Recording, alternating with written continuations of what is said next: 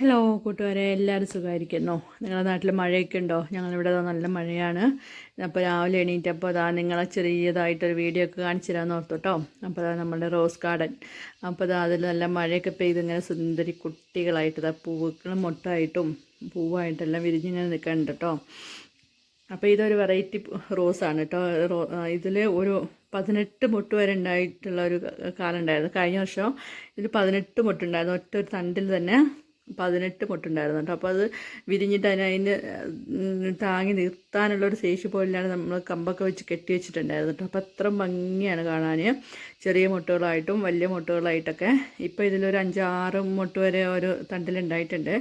അപ്പോൾ ഇത് ഉണ്ടെങ്കിൽ നമ്മളൊരു ഗാർഡനിൽ വെച്ച് കഴിഞ്ഞാൽ നിറച്ചും പൂക്കളാവും കേട്ടോ. അത് കഴിഞ്ഞിട്ട് നിങ്ങൾക്ക് ഞാൻ ഒരു സൂത്രം കാണിച്ചു തരാം കേട്ടോ. രാവിലെ ഇഡ്ഡലിക്കുള്ള മാവ് അരച്ച് വെച്ചതാണ് തലേ ദിവസം. ഞാൻ മാവ് എപ്പോൾ അരച്ച് വെച്ചാൽ ഇതാണ് കണ്ടീഷൻ. രാവിലെ ഒരു പണി ഉണ്ടാവില്ലല്ലോ വെച്ചിട്ട് രാവിലെ എണീക്കുമ്പോഴത്തേക്ക് ഇതുപോലെ കണ്ടീഷനായിരിക്കും. മാവ് ചുറ്റും പൊങ്ങിപ്പോയി ഈ കണ്ടീഷനായിട്ടുണ്ട്. ഇത് കാണുമ്പോൾ തന്നെ രാവിലത്തെ ആ ഒരു മൂടഞ്ഞ് പോവും. ഒരു പോസിറ്റീവ് എനർജി ഉണ്ടല്ലോ, അത് പോയി നെഗറ്റീവ് വന്നു ചേരും. ഇതാണ് സംഭവം. കഴിഞ്ഞ് നമ്മൾ ഇഡ്ഡലി മാവായിരുന്നു കേട്ടോ.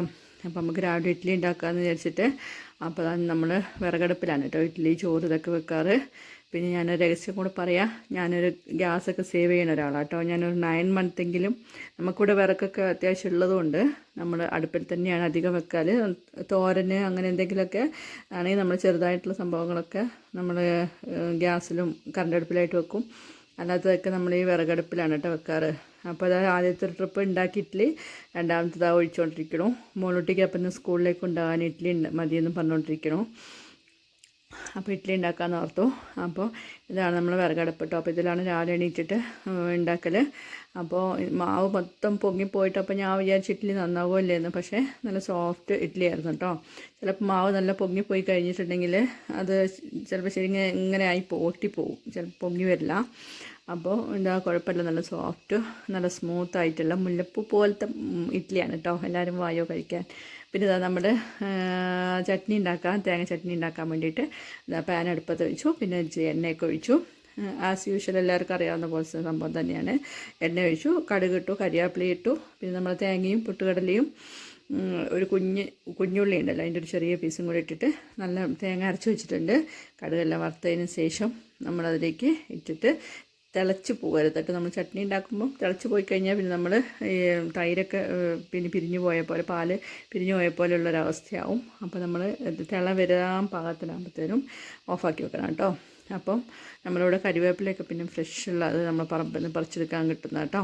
അപ്പോൾ അത് കഴിഞ്ഞ് അപ്പോൾ അതിനുള്ള ഉപ്പും ചേർത്ത് നമ്മളത് ആ ചട്നി ഇവിടെ റെഡി ആയിട്ടുണ്ട് കേട്ടോ. ഇഡ്ഡലിക്ക് നല്ല അടിപൊളി ചട്നി ഉണ്ടാക്കിയിട്ടുണ്ട്. അപ്പോൾ രാവിലെ ടൈം 6:30 ആയിട്ടുള്ളൂ കേട്ടോ. അപ്പോഴത്തേനും നമ്മളിങ്ങനെ ഓരോ പരിപാടികൾ കഴിഞ്ഞിട്ട് വേണം പെണ്ണിനെയും ചെക്കനെയൊക്കെ എണീപ്പിക്കാനായിട്ട്. അപ്പോൾ ഞാൻ സാമ്പാർ അടുപ്പ് വെച്ചിട്ടുണ്ട് കേട്ടോ.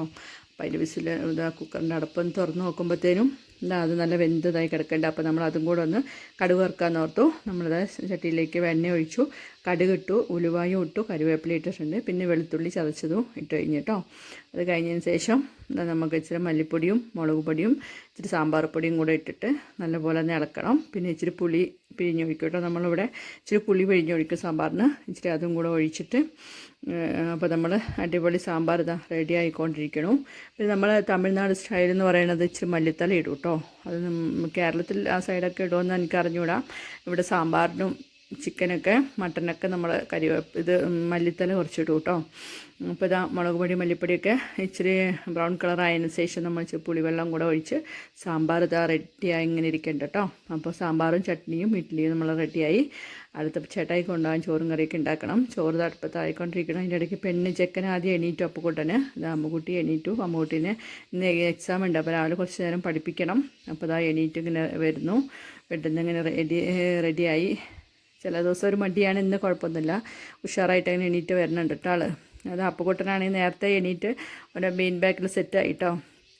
അപ്പോൾ അവന് രാവിലെ എണീറ്റ് ഒരു മൂഡ് ഓഫ് ആയിട്ട് അങ്ങനെ ഇരിക്കുകയാണ്. ഷൈക്കാൻ്റെ ചോദിച്ചിട്ട് ഷൈക്കാനൊന്നും തരുന്നില്ല ഗുഡ് മോർണിംഗ്. അല്ലെങ്കിൽ അങ്ങനെ കൈ പൊന്തിച്ചിട്ട് അവന് ഷൈക്കാൻ്റെ ഗുഡ് മോർണിംഗ് ഒക്കെ തരും കേട്ടോ. പിന്നെ എന്താ ഒരു മൂഡ് ഓഫ് പോലെ ഗുഡ് മോർണിംഗ് ഒന്നും തരണ പോലെ ഇല്ല. അപ്പോൾ നമ്മളതിനെ കൈ കൊടുത്ത് നമ്മളൊരു ഗുഡ് മോർണിംഗ് ഒക്കെ ഇങ്ങനെ കൊണ്ട് ചെയ്യിപ്പിച്ച് അത് കഴിഞ്ഞിട്ട് അമ്മുക്കുട്ടി അച്ഛനും കൂടെ ആണെങ്കിൽ ഇവിടെ ഭയങ്കര കളിയിലാണ്. അപ്പോൾ ഇത്രയൊക്കെയുള്ള എൻ്റെ